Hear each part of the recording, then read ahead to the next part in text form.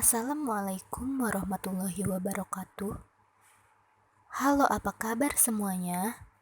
Di kesempatan kali ini kami kelompok 1 yang beranggotakan Adam Raka Prayoga, Afni Aulia Indriana, Amadea Balia Haziza, Amanda Tri Utami Dewi, Asifa Guna Putri, Azmi Hadijah, dan Bunga Fairuz Fauzia akan mempresentasikan tentang pertumbuhan dan perkembangan. Hakikat pertumbuhan dan perkembangan. Dalam perkembangan suatu individu, terdapat proses-proses biologis, kognitif, dan sosio-emosional.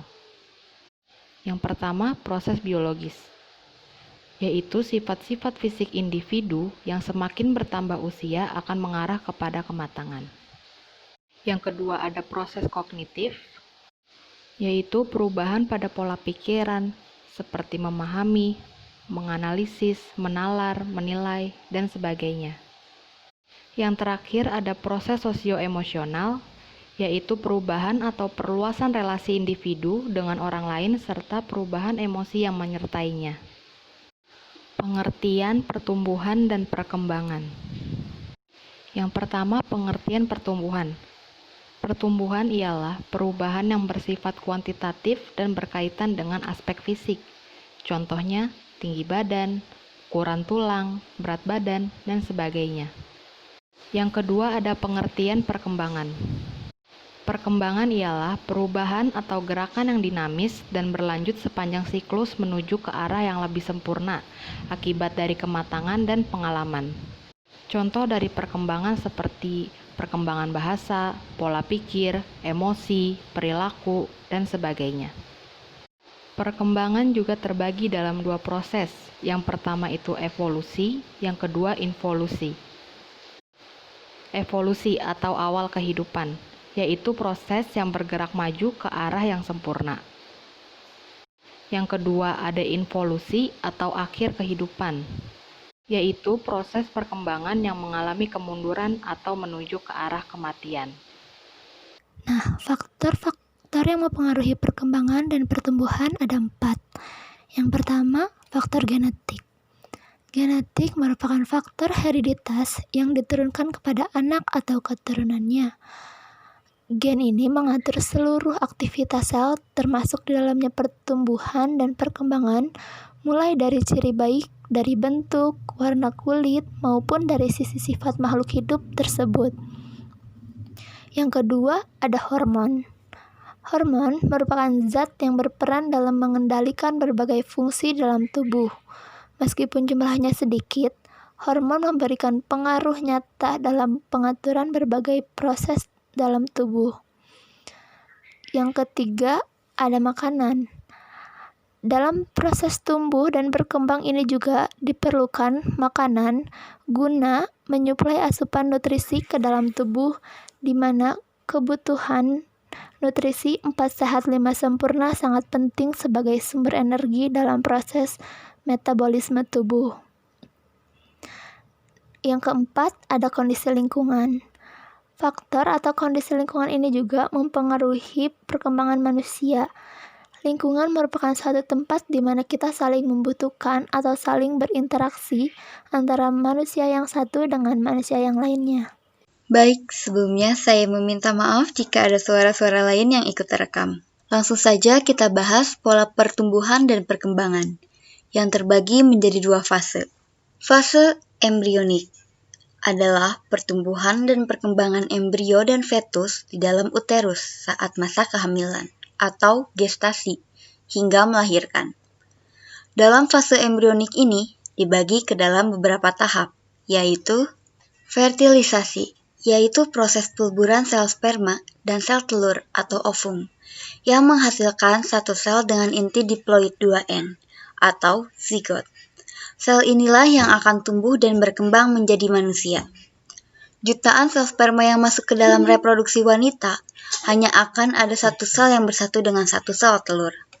Setelah hal itu terjadi, maka sel sperma yang lainnya akan mengalami penghancuran oleh sel-sel darah putih atau leukosit. Pembelahan sel.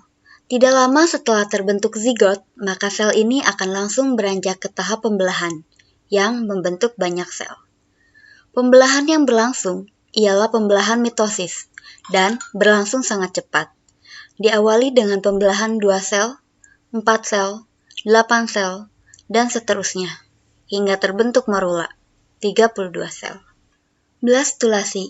Pada fase ini, zigot yang telah membelah dan membentuk morula akan memiliki rongga berisi cairan yang disebut blastosol. Tahapan ini disebut dengan tahapan blastula. Dalam rangka pertumbuhan dan perkembangan, tiap-tiap sel akan membelah mencapai 64-100 sel. Rongga blastosol berisikan yolk atau kuning telur sebagai satu-satunya sumber makanan bagi sel-sel blastula untuk tumbuh dan berkembang. Gastrulasi merupakan proses pembentukan 3 lapisan embrionik, yaitu endoderm, mesoderm, dan eksoderm. Pada tahap ini juga terbentuk lekuk-lekuk pada embrio, atau berkembang menjadi organ-organ dalam embrio manusia. Neurulasi merupakan proses pembentukan bumbung neural atau bakal sistem saraf pusat. Intinya, tahapan ini diindikasikan dengan terbentuknya lempeng saraf atau notokorda. Organogenesis, yaitu proses pembentukan organ di dalam tubuh. Setelah mengalami tahap embrionik, janin akan dilahirkan sehingga akan mengalami tahap pasca embrionik. Fase pasca embrionik merupakan proses pertumbuhan dan perkembangan yang terjadi setelah lahir. Dalam tahap ini, bayi sudah bisa bernafas dengan sendirinya, dan semua tubuhnya sudah bisa bekerja secara normal. Pertumbuhan dan perkembangan pada manusia secara berurutan akan terjadi dimulai dari bayi, masa anak-anak, masa remaja, masa dewasa, hingga yang terakhir adalah masa manula.